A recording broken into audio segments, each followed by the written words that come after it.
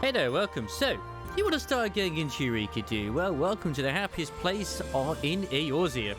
First things you want to do is, obviously, you want to complete yourself the MSQ of, I think it is at least the base of Stormblood. I can't remember the exact patch it came in because I wasn't playing during then. You want to come to Kugane and you want to come down to the pier. I would recommend just probably wait until you finish Stormblood, or at least maybe 6.1, not 6.1, sorry, 4.1 or 4.2. It's gonna be one of those anyway. But yeah, you'll arrive here. There'll be like a quest. I think Cryle and others around here anyway. And then once you get around to it, you'll want to go to see Rodney here, who will be your, your entry port into the place. But first things first, there's some extra NPCs around here, should you need to. Picker of Locks will be able to open any extra lock boxes which you get inside, which there are 4 zones. There's the Replica Vendor, which of course is for your relics. And then there's this fella here, the Nostalgic fellow, who, if you go to the Gear Exchange, you can exchange items which you can buy from the market board, these Cryptic Seals, or Damascene Cloth, which these items drop from Baldasim Armory, which is in Hydatos, which is the final zone of Eureka. Now, I would recommend whichever job you're going to go with, which I will give my own recommendations, personal ones, of what I think are better suited roles when it comes to going into Eureka. You can get yourself some armor here, which of course will help you. The elemental bonus will mean that you do more damage and also take less damage as well. But when it comes to caster, it will take up both of your head slot as well as your chest slot. So do keep that in mind just in case as well. But they are worth having, absolutely are.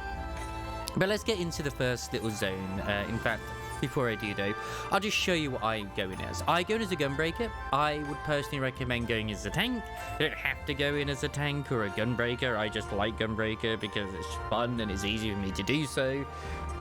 My personal recommendations are obviously Warrior, Gunbreaker because of self-healing. Paladin also can self-heal, but it doesn't feel like it has as much damage, but each their own. Healer isn't a bad idea either. Honestly, you do quite a lot of damage as a white mage when you're in there as well. It has its own leveling system, so you don't need to worry about or you do need to worry, should I say, sorry, that it needs to be level 70, because if you're not level 70, you won't be able to beat that job. Red Mage is a popular choice as well, because it can both DPS as well as heal. But I'm basically going through some basics right now anyway, so obviously speak to Rodney, hit up the, Anemos, which is the first zone, which I believe the minimum level is 1, the maximum level in this place is 20, which it will hard cap you to 20, but you can still gain more elemental XP after. And I recommend being here until you're at least a certain level anyway. But anyway, we have entered Eureka. This is where you'll start. This is the little bit of the area, and at first you might be a little bit confused. Expeditions Provisioner is kind of helpful at times. If you head to them, you can buy some special items, but honestly, the best things to get are usually Eureka potions, which I have 402 of. You don't need to buy them, but they're not bad to have. So yeah. Potions are pretty helpful here. In fact, if I just put my actual HUD back on, these Eureka potions, they will act as a heal over time, and they'll do quite well for you as well. Chronically, you don't need to worry about. Geralt is your go-to individual when you're here to upgrade relics, or just create them in general. You will need the base weapon, the artifact weapon. You get it at 70. If you do happen to get rid of it, you can go to the Calamity Salvager. I know where the one in Limsa is, and any of the other cities that obviously have them maybe. And you can get it back there. So if you do delete it, not all is lost. You can get it back. It can be any job to create any weapon and stuff like that. But to actually get the final version in this zone, you need to be that specific job. So if you want to get your for example, your paladin relic up to +2, like, so it's ready for Pagos, whatever it is. I think it's the Anemos one when you've done it here. Sorry. You're going to need to be on paladin to actually make that work. Apart from that, this is actually it's the only one where you have to be. As soon as you've done that, you can be whatever job you want to be in the other zones, and you just upgrade it as you go. I've basically been doing them all as it is.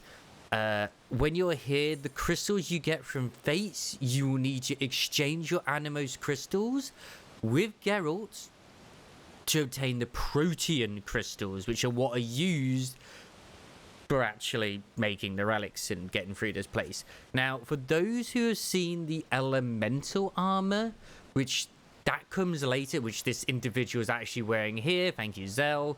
They're wearing the jacket, which is quite nice. It's the that's basically the Reaper gear right there, or the Reaper / Dragoon. You do not need to upgrade the artifact armor. All you need to do is make sure that you have done enough. We'll get to that at another point, but this is not when we're doing it. So yeah, you do not need to spend your time upgrading all of the armor. The only thing the armor here does in Anemos is make it so that the artifact gear is dyeable. So once again, like, for example, go to Dark Knight, the Antiquated Abyssus version. If you upgrade this, all it would do is allow it to be, like, it will obviously, it was good back then because it increased its item level, as well as added more materia slots in. Maybe it'd be good for ultimates, I don't know, but either way, all this will do is make it so you can dye it. And some of it will just require straight up Anemos rather than Protean, so it's technically a little bit cheaper as well, and other things are not. It's a bit here, there, and everywhere. Just all you need to do is worry about making your relics. So it's like 100, then it's 400 for phase 2, and then for phase 3 you need 800, and then the last one all you need is some feathers, which it seems like a lot, but let's just put it this way: 50 Anemos crystals will give you 200. Could give you up to 200 Protean. Right. In every zone as well, there is a special sort of boss type fate, which requires special weather conditions and other things too. You will, in this one, it's Pazuzu who spawns over here, which gives you these items here. Jean Pazuzu's Feather. Each zone has Yellow's Ice and Penny's Flame. You cannot get it from the final one, you have to actually defeat the boss, but that's here nor there. But either way, we're on about Pazuzu right now. I cannot remember if you need to kill him first for it to appear here, but just in case you don't, you can go to the Birdwatcher and you can exchange 300 Protean crystals for Pazuzu's Feather, of which I believe you need 3 or 5 of them per relic to get it so you can go to the next stage. Quests, you do need to do quests in this area as well, and once you've done the quest you can go to the next bit. You do not need to do your relic to progress to the next zone. You need to get to the certain levels and also do the quests. As you can see here, there's a fate that's just spawned. People will normally shout out if there's a fate going on or there's fate trains. So if I look at chat right now, there's people talking about fates and stuff like that too. Sometimes there's people who will not wait, but normally the rules are, if it's a normal fate, the pull time is 27. If it's a special fate like Pazuzu or Cassie or whatever, like it gives a nice item, it's 25 is usually, unless like it's specified otherwise. People will normally wait. People have patience in Eureka usually, at least on light. It can vary depending on like how selfish people are thinking or feeling. Pagos can sometimes be like that, but it is just the way it is. This little thing on the side here is the Magia board, which you would want to use. Or it's your bread and butter in this place. You will start off with just one. I recommend putting it in whatever you want to put it in to begin with. But for example, this one is wind here. You can see here it is, obviously if you have wind there, you defend, and then of course it's weak to ice. So if you actually right click them, you can /auto magia this. But I personally recommend doing this instead. You can either manually adjust it or just right click the DPS, like the actual health bar, and just change it to, you know, attack or defensive. This took me a long time to figure out. I never knew this. I'd actually done Bardash in Armory and other stuff like that. I did stuff with Relics, and then someone was like, hey, did you know you can just right click and set it? So that I was like, what? Oh, okay. So as you can see here now, I've got like 4 of my Magicite into attack, and I've got 1 defense. I have my board set up so that I always have like at least 1 in whatever I'm like. I have 4 in what they're weak to, and then my defense is always at least 1 defense, which you don't have to do that. A lot of people just put all 5 into DPS. I just like to have that little bit of defense. Just kind of did quite nice. It's nice for me. Now, looking at the challenge log, this is what you're going to be going through a lot when it comes to Eureka. This is where you'll get the meat of your XP until later, apart from Fates as well. I fully recommend doing these as well as you can do. Yes, XP things like from the grand companies and whatnot, free companies, will increase your XP gain in this place as well. But basically, I know there are those who preach going right onto the sea, but I did a little bit of research, and quite frankly, it's better to go left if you're doing all of your stuff. You can only stuff that's within 2 levels of yourself. Well, 2 levels below. Any level higher is fine to a degree, because you might die. Like, don't attack anything too high level, because it can be punishing, and you will lose elemental XP in here, by the way. You absolutely will do. That is another thing as well. You can de-level. If you do die, just put out a message, and people will tend to come over and help you and stuff like that. Like, if you actually go, like, exit out the front like I did and go left, you'll find you have some wind ones here. You have some earth ones here, which we just look here, like fire, earth.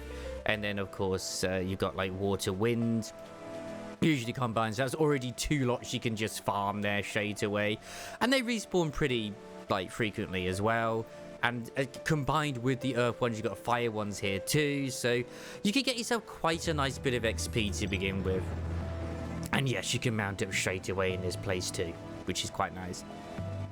This is my own personal advice if you're going to do it, because you can just move your way up here. You got, like, you'll at least get yourself the 60 kills from both the wind and the earth, because, like, within the 2 levels. And you'll probably be like level 10 by the time you've done 2 lots of them with the 30 and the 60. And by the time you're halfway there, you're like, you can join in with fate trains and stuff like that too. The only ones that can be difficult are the elementals, because they're, like, only in certain places and level specific, especially at 20. They get to be a pain. Don't stress over those if you can't do them. When they say of Ashen in this place as well, which I believe are right, yeah, the Ashkin, sorry, those are the night enemies. So technically, when it's nighttime, which I don't think it is, oh no, it is nighttime, certain enemies will spawn during the night, and they also have their own elementals too. If you need a specific element and you're of a certain level, just head up. I think these Marlboroughs are kind of the night ones around here. Just attack them. And it'll count towards both the Ashkin as well as also the element they correspond to, which is quite nice. Now, when it comes to spawning fates, you will need to kill certain enemies for that to happen. Usually, you won't need to worry too much about it, because people will do it. It comes with experience. So don't feel overwhelmed. Like, just honestly, just say LFG when you feel comfortable. Other than that, just when you start off, just farm like on this left-hand side here. When you feel like you've done enough, maybe venture off onto the right. Don't go straight forward, because this little crevasse here is kind of dangerous. At least at low levels, because I believe they're like level 9, 10s or something. But you know what? It's not a bad place to go once you've actually leveled up enough though. And done some of the quests too. If we just look here, yeah, level 9 Crystal Wolf, level 9 Black Wolves. So you can go down here, but I wouldn't recommend it straight away. You got some level 10s up here as well. These guys only spawn during the night, so yeah. Enemies sort of also have a weird sort of reaction to this place too. They go by sight and sound, so you can sneak by enemies. It's just don't do it if you can help it. We actually look over here too. This is like where you can go and kill yourself some low levels as well. Now you got your water types. I think you got some earth ones here as well, and there's some more examples up here too. You got lightning. Like you can go left or right. Like both are pretty good. You do have some nice level stuff. Like there's an elemental there. Now that's level 9. Wouldn't recommend it unless you needed to, but that's only spawning because of the weather. I will say I never worried about them. I never did. I'm hoping that I might be able to find you guys. There's one right there. If you ever see these, each zone has them as well.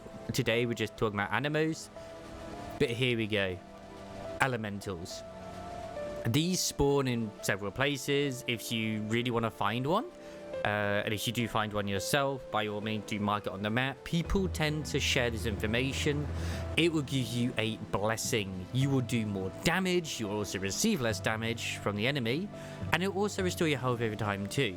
But the best part about it as well is it also increases your experience that you gain too, which is really nice.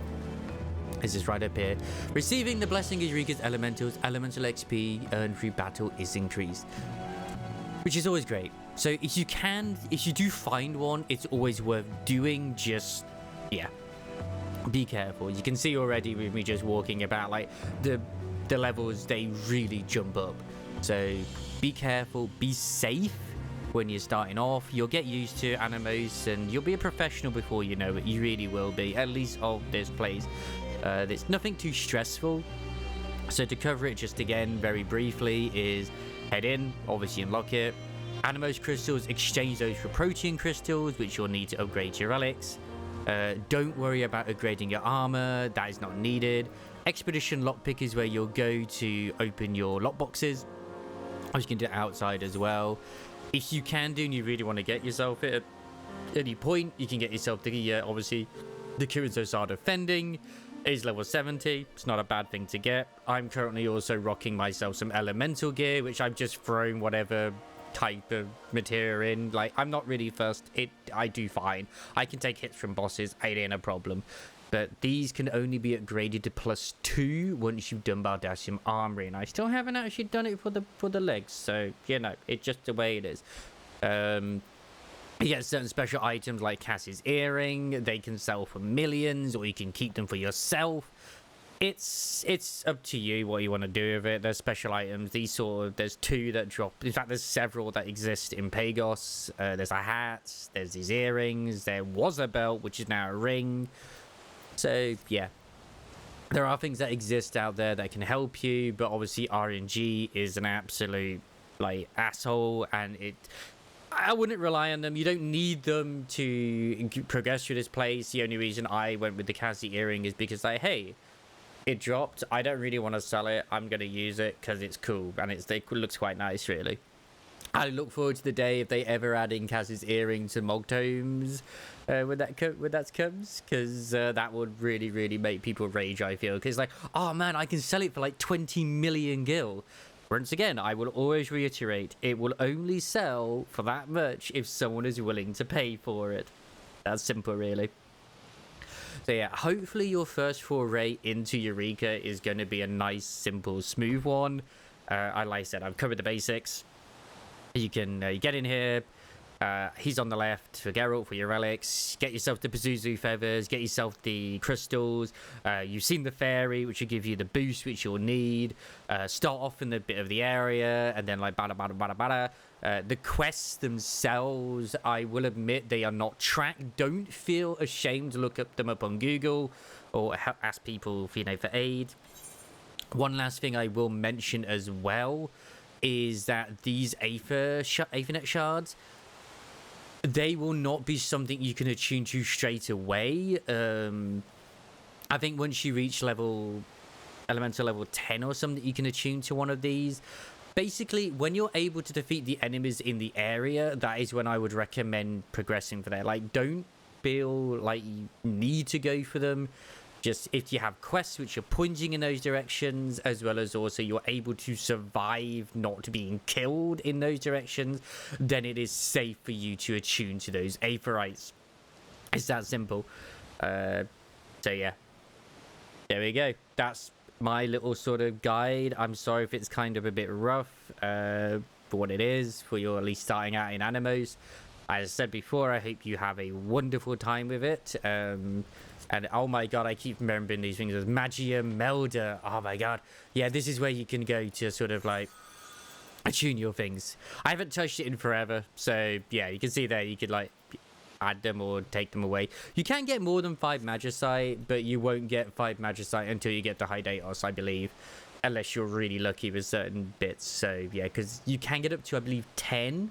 But you need to get certain items, which you then do stuff with them. And the drop rate for some of them are absolutely ridiculous. I've just gone to the point of just selling them instead because I just don't ever get them. Enough of them for it to be worth it. And I don't care. I have never needed them. I've been fine. But yes, finally, thank you very much for watching. Good luck in Eureka. If there's anything else that I need to cover, I hopefully will cover them in future Eureka videos. But this has just been the sort of small introduction. And I hope that it has helped. And it hasn't been too much rambling. Don't forget to like, comment, subscribe. I'm still going to be in Eureka like for a little bit longer. Not today. I'm recording this video, but I'll be in the High Datos, which is a bit different. But yeah, take care, and I will see you wonderful people another time. Don't forget to like, comment, subscribe, and check us out on twitch.tv/Bobsy. I'm exiting out. Time for Pagos. Let's go. Ciao, ciao.